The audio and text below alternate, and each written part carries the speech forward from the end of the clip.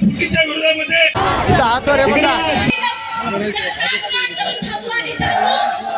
नांदेडहून बोलतोयस, मला याचा आनंद होतो की जी बाळासाहेबांना हक्क दिली महाराष्ट्र बनती ती यशस्वीपणेरित्या पार पडलेली आहे. कारण इथे विद्यार्थ्यावर तिथे दिल्लीमध्ये जो विद्यार्थ्यावर लाठीचार्ज झाला त्या लाठीचार्जचा निषेध म्हणून बाळासाहेब आंबेडकराशिवाय एकही बाप उरला नाही आणि त्या बापाच्या हाकेला संपूर्ण लोक, संपूर्ण महिला, संपूर्ण कामकरी सगळे काही पक्ष एकत्र येऊन इथं एकजुटीने एका आवाजाने सगळं काही नांदेड शहर बंद करून टाकलेलं आहे. आणि बाबासाहेबांच्या संविधानाला जर कोणी हात लावी, तर जर कोणी त्याच्या विरुद्ध बोलेल किंवा जर कोणी त्याला षडयंत्र करील तर त्या षडयंत्राला जाब विचारणारी जनता बाळासाहेब आंबेडकरांची आहे. आणि बाळासाहेब एकच म्हणतात, बाप दाखवा नाही तर सरहाट करा. हे गोष्ट म्हणलेली जाते. पूर्वी म्हणतात बाप दाखव नाही तर सरहाट कर, माणसं जेऊ घाल. तर तसा जाब आम्ही मोदीला विचारत आहोत की अरे तू पोलीस लोक का मध्ये मध्ये करतो बाबा, पोलिसांना का मध्ये मध्ये देतोस? अरे तू स्वतः राजीनामा दे ना बाबा. तुझं कार्य तुझ्या काळामध्ये तरुण जवान आणि भारताचं भविष्य धोक्यात आहे, त्याच्यासाठी तुम्ही राजीनामा देणेच योग्य राहील. आणि बाळासाहेबांच्या हाकेला आम्ही सगळेजण इथं सर्वपक्षीय संघटना सर्व तळागाळातील लोकांनी आज इथे महामोर्चा महाराष्ट्र बंदची हाक दिली. त्याच्यात यशस्वीपणे आम्ही सर्व आंबेडकरवादी सर्व जनता यशस्वी झालो. आणि असं जर कार्य तुम्ही पुढे कराल तर याचं उत्तर आणखी पत्थर ईट का जवाब पत्थर से देंगे हम, असे लोक झालेले आहेत तिथे. त्याच्यासाठी मला एकच म्हणायचं आहे की नांदेड मधला मोर्चा हा एकमेव ठरला आणि बाळासाहेबांच्या हाकेला जिवंत माणसांनी हाक दिली. एवढंच बोलते आणि संविधानाचा जय जयकार करते. संविधानाचा, भारतीय संविधानाचा मोदी सरकार राजीनामा दो. मोदींनी राजीनामा, मोदींनी राजीनामा, मोदींनी राजीनामा. अरे मी प्रांजली सुभाष रावणगावकर, राष्ट्रवादी काँग्रेस शरदचंद्र पवार पक्ष महिला जिल्हाध्यक्ष आहे.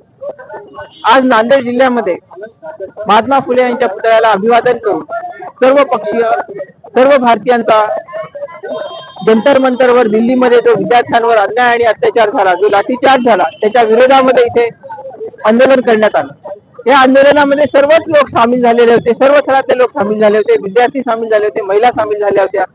आणि ज्या पद्धतीने दिल्लीच्या जंतर मंतरवर विद्यार्थ्यांवर लाठीचार्ज झालेला आहे, तिथल्या मुलींवर ज्या पद्धतीने दिल्ली पोलिसांनी अन्याय अत्याचार केला आहे, ते बघून आमचं मन अतिशय दुःखी झालेलं आहे. आणि खरं तर असं वाटतं की इथे लोकशाही ही शर्मिंदा झालेली आहे.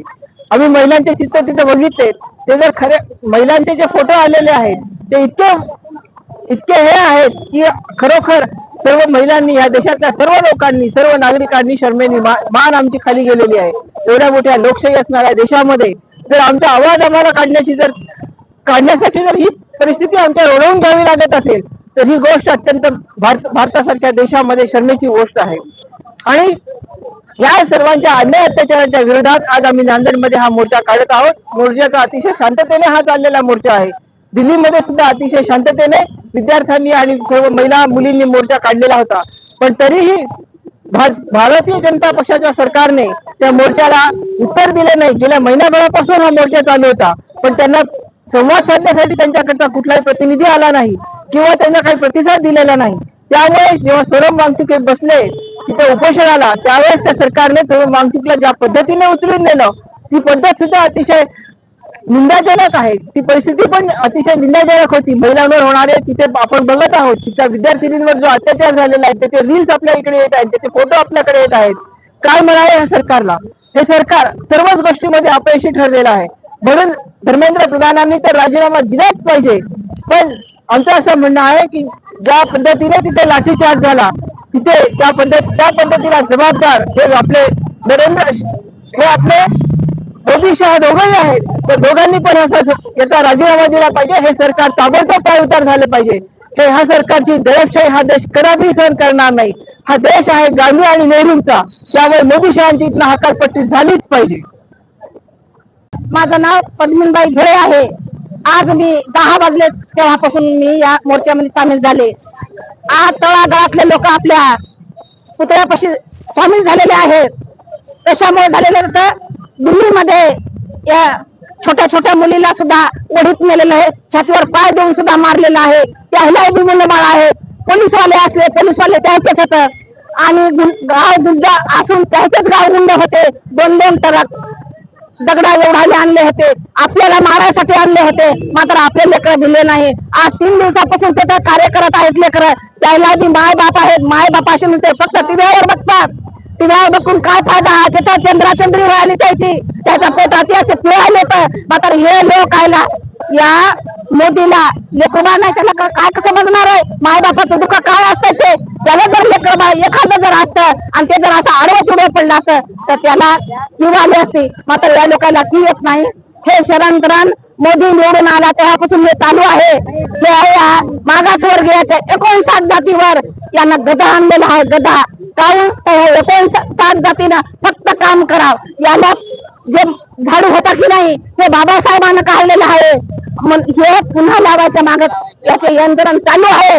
मात्र आता जर पुन्हा जर निवडून गेलं तर झाडू आपल्याला पाठीमाग आहे, गळत गाडगं नक्कीच येणार. म्हणून आता या मोदीचा आज निषेध करतो की या मोर्चामध्ये बाळासाहेबांना सांगलेलं आहे की महाराष्ट्र बंद. आज महाराष्ट्र बंद आम्ही करून दाखवलेलं आहे. ही जनता आमच्या पाठीशी आहे. बाळासाहेब तिथून बघत आहे. बाळासाहेबाच्या हाकेला सगळं लोक साथ देत आहे. म्हणून हे सगळं बंदचे हाक बाळासाहेबाच्या मागे 24वा मोर्चा झाला होता तेव्हा बी बाळासाहेबांना मोर्चामध्ये सगळं महाराष्ट्र बंद म्हणजे बंद केला होता.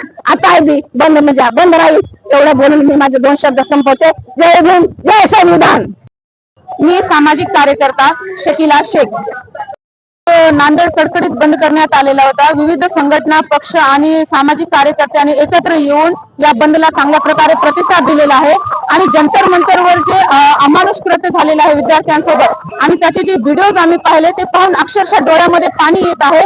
कारण त्यांच्यासोबत अन्याय झालेला आहे. त्यांना मारहाण करण्यात आलेली आहे, लाठीचार्ज झालेला आहे, अश्रू गॅस त्यांच्यावर सोडण्यात आलेले आहेत. विद्यार्थ्यांसोबत गैरवर्तन करण्यात आलेले आहेत. हे सर्व दृश्य पाहून खरोखरच एक अंगाला शहारा येतो आणि डोळ्यात पाणी येतं की जे विद्यार्थी आपल्या हक्कासाठी लढत आहेत त्या विद्यार्थ्यांची अशी दुर्दशा होत आहे आणि हे सरकार शांत बसलेलं आहे. त्याच्यावर काहीच ते म्हणजे निर्णय घेत नाही. ही एक दुःखद बाब आहे. आज या ठिकाणी अनेक संघटनाच्या माध्यमातून एक मागणी करण्यात आलेली आहे की धर्मेंद्र प्रधान यांचा राजीनामा दिला पाहिजे आणि तसेच पंतप्रधान नरेंद्र मोदी यांनी पण राजीनामा दिला पाहिजे आणि जे 20-21 विद्यार्थी ज्यांनी आत्महत्या केलेली आहे त्या विद्यार्थ्यांना न्याय भेटला पाहिजे आणि हे जे नीट पेपर फुटी प्रकरण आहे, टीएटीचा पेपर फुटी प्रकरण आहे ते कुठे ना कुठे थांबलं पाहिजे आणि अशा प्रकारचे गैरव्यवहार यापुढे चालणार नाहीत. आणि आता विद्यार्थी जागरूक झालेला आहे आणि तो आपल्या हक्कासाठी अवश्य लढणार आहे. एवढे बोलते. धन्यवाद. जय हिंद, जय महाराष्ट्र. नांदेड कडकडीत बंद करण्यात आलेला होता. विविध संघटना, पक्ष आणि सामाजिक कार्यकर्त्यांनी एकत्र येऊन या बंदला चांगल्या प्रकारे प्रतिसाद दिलेला आहे आणि जंतर मंतरवर जे अमानुष कृत्य झालेलं आहे विद्यार्थ्यांसोबत आणि त्याचे जे व्हिडिओज आम्ही पाहिले ते पाहून अक्षरशः डोळ्यामध्ये पाणी येत आहे. कारण त्यांच्यासोबत अन्याय झालेला आहे. त्यांना मारहाण करण्यात आलेली आहे, लाठीचार्ज झालेला आहे, अश्रू गॅस त्यांच्यावर सोडण्यात आलेले आहेत. विद्यार्थ्यांसोबत गैरवर्तन करण्यात आलेले आहेत. हे सर्व दृश्य पाहून खरोखरच एक अंगाला शहारा येतो आणि डोळ्यात पाणी येतं की जे विद्यार्थी आपल्या हक्कासाठी लढत आहेत त्या विद्यार्थ्यांची अशी दुर्दशा होत आहे आणि हे सरकार शांत बसलेलं आहे. त्याच्यावर काहीच ते म्हणजे निर्णय घेत नाही.